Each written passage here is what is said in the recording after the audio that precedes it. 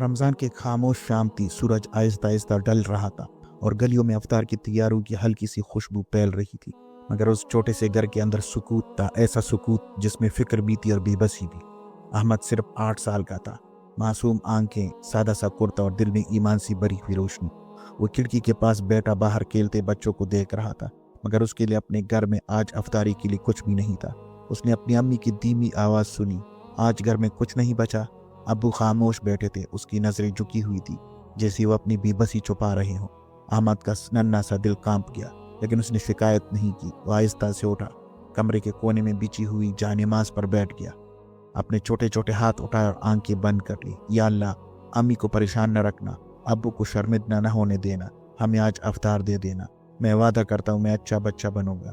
اس کی آواز آہستہ آہستہ تھی، مگر اس کا یقین بہت مضبوط تھا۔ آنکھوں سے ایک آنسو گرا اور اس نے دل سے آمین کہا۔ اسی لمحے دروازے پر دستک ہوئی۔